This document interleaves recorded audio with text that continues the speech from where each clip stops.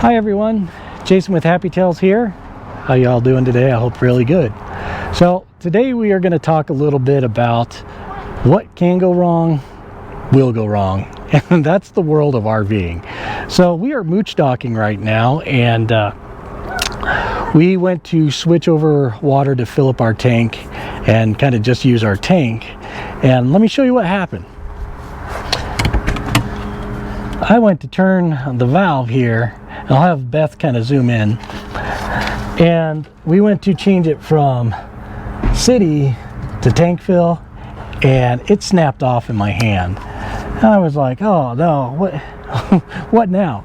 So one of the key factors is that when you go to change these valves, you really should have no pressure to your line, because you're putting pressure against that valve trying to turn it. We hadn't even gotten to that part of turning the water on yet. So I'm thinking that somewhere down the road that there was maybe a hairline fracture in that brass, and just bad luck because we haven't really ran our pump in a while. So basically, what did we do from that point? Well, I contacted Vanleigh. As most of you know now, they are now Tiffin. And we had a little discussion with Sean. He goes, you know, we had a huge problem with those valves, and that's why they had switched to the ball valves instead of this little hand valve. So then he directed me to call ABCO, which is Anderson Brass, and they are the manufacturer of that valve. And lo and behold, guess what? It's under warranty. So we have to do the pay for it, then switch it back, and they'll send you the credit. But they shipped it out. They shipped it, you know, yesterday, and we got it today, so that was awesome. So what we're going to do is we're going to pull that guy off and put the new one on, then send that guy off. But I kind of want to show you a step-by-step of how to do this, so when it happens to you, you know what to do. So here's the valve. Like I said, it came, this is kind of how it comes. And we've got a bag here that has handles, it's got the screws, it's got the brass knobs on it. But believe it or not, this is your valve. Okay, let me pull it out of this plastic, because it's not just a simple one-sided valve. You have to replace both parts. So here's our handles as we look at it now. And we have 1, 2, 3, 4, 5, 6, 7, 8. So this is an 8 valve proportion, I guess is what you call it. So basically what we're going to do is we're just going to take this all off one by one and match it back up from old valve to new valve. Sorry, excuse me.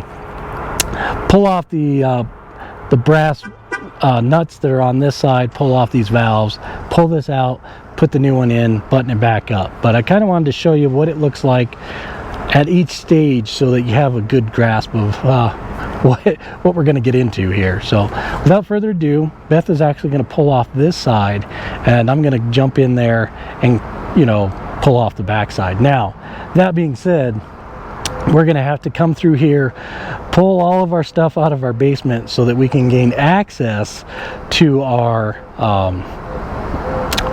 utility closet, I guess is what you call it. There's an access panel for all your electrical, all your plumbing, and of course, you know, as a full-timer, you have all that stuff. But the cool thing is, which I'm sure some of you guys have seen down our videos, is we have this nice mow ride, so I can slide all this stuff out right on that tray. I don't have to unpack everything, and I only have to move a couple little things to get back in there. So we'll slide it out on this side, because it's a lot easier to get on that side to get in there. So let's have at it, shall we? Okay, so we are pulled all this guy out, and we're going to pull this panel off here to get into the back. Not too bad. So this is kind of why I really preach about these mow ride slides. You can have a bunch of stuff on there, slide it out of the way, a whole lot less work. So we'll throw a description of that guy down, or we'll throw the link for that guy down in the description. That way, if you guys want one too, you can get one. And yeah, they're a little spendy, but they are well worth the price. So now we're going to go in, we're going to pull that panel off real quick.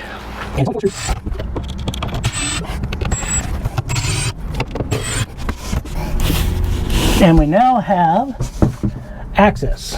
I'll have Beth hand me this camera here, and you can see that there's the back of our panel.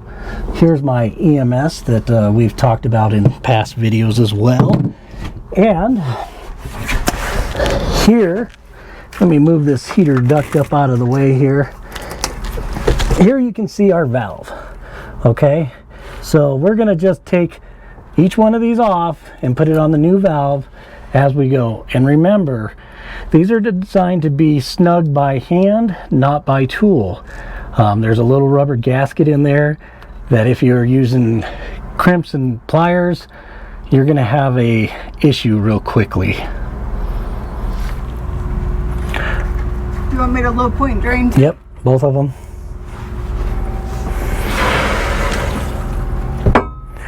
Okay, Beth just opened both the low point valves, and you saw that this line here sank. You saw the pressure fall out of it. So that is key. Again, make sure that you don't have any pressure built up into this, because otherwise you're going to have a surprise. So what we're going to do is kind of go through this.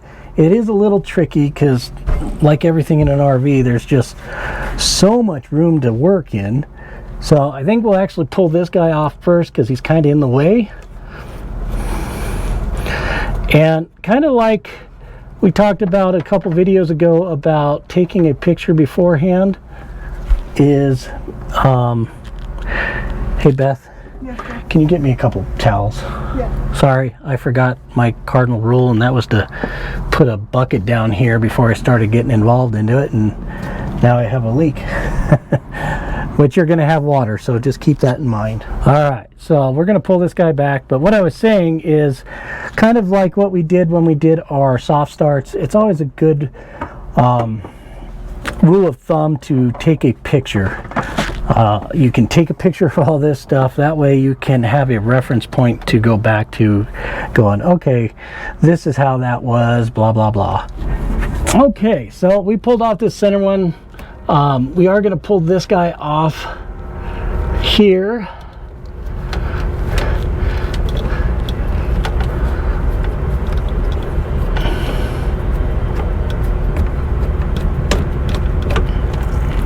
All right, so like I said, we are going to get some water that's going to spill down. Good rule of thumb is to have something to capture your water. I'm just putting a bunch of paper towels down. All right, so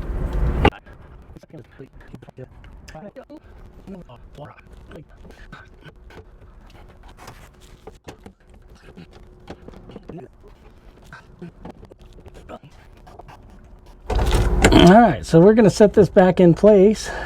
Beth is loosely tightening up the nuts on the outside, and the reason she's doing loose is because I still need ability to work this stuff around. Now, I noticed that these blue lines, again, this one especially, you have to be careful because it wants to cross thread. And I could probably be doing a better job of this, but with the camera right there, it makes it a little bit difficult, because basically where this camera is at is exactly where I want to be. So my key, whether it's right, wrong, or indifferent, to keep that from cross threading, is I will actually start threading it backwards. That way it gets lined up properly before I crank it down. So that's a little trick that I've learned over the day and a half that I've been doing this. All right, so now we're going to hook up the sanitized line that goes over to our ice maker.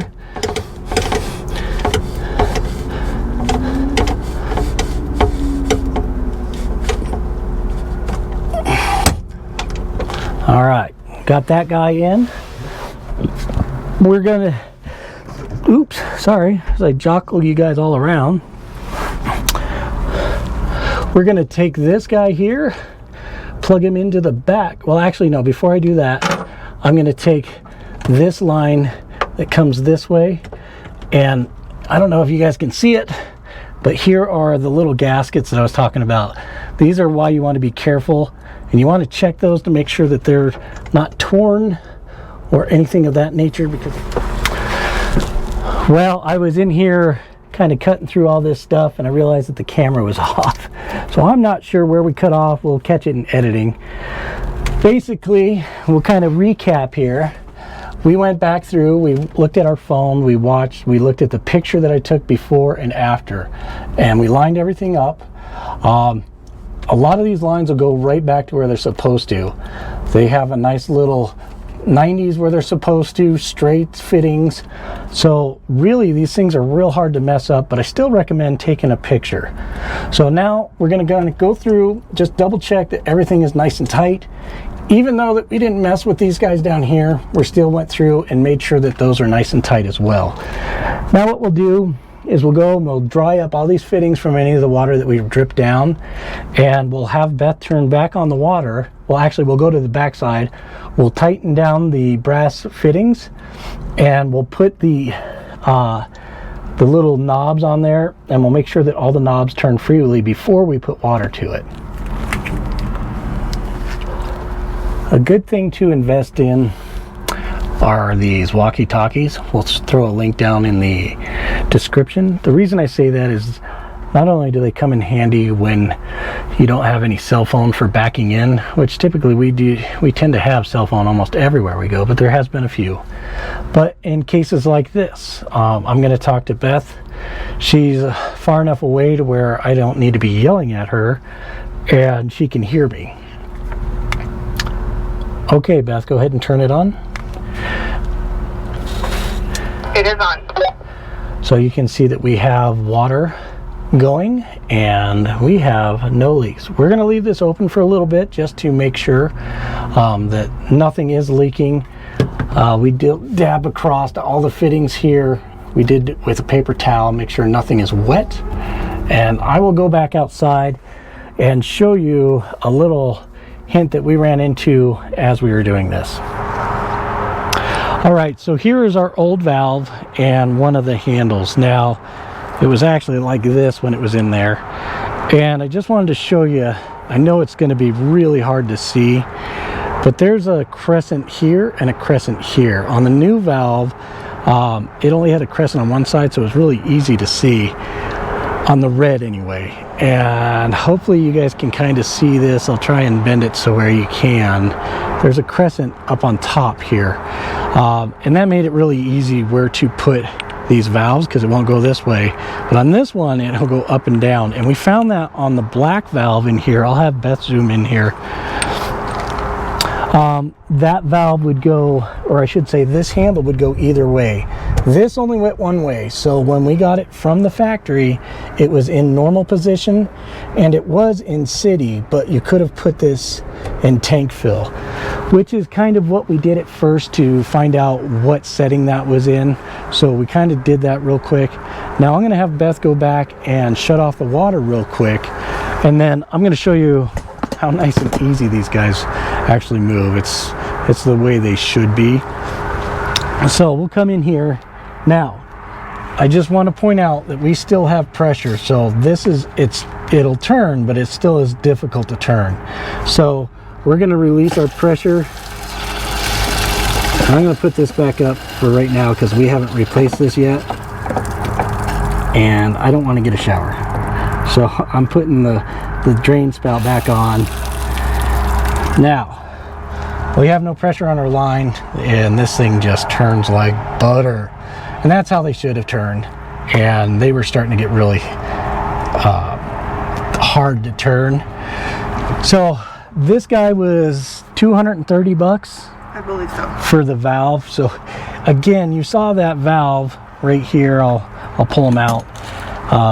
This isn't something you're going to find at your local big box store. So unfortunately, you do have to go through ABCO to get that. That is Anderson brass. They are a little hard to get a hold of. We did have quite a bit of time chasing phone calls and emails, but once we did get a hold of them, they shipped it out next day. It came Saturday delivery, so fantastic. So once you get a hold of them, they are great to work with. But again, that is ABCO, and we'll have to send this guy back to get credit back for it. But if you guys got any questions, let us know. We are going to yank out that little valve, and I'll probably do a different video on that guy because it is a little cumbersome to get into. And we have one other part that we're going to throw in on a water pump, but that'll be another video. So if you guys got any questions, let us know. If not, thank you for watching, and I hope this answers any questions that you guys might have. And it's not as bad as it seemed. It went together pretty quick. I think it took maybe 15 minutes. So thanks again for watching, and if you like these kind of videos, don't forget to like and subscribe, and we'll see you guys next week. Bye bye, everyone.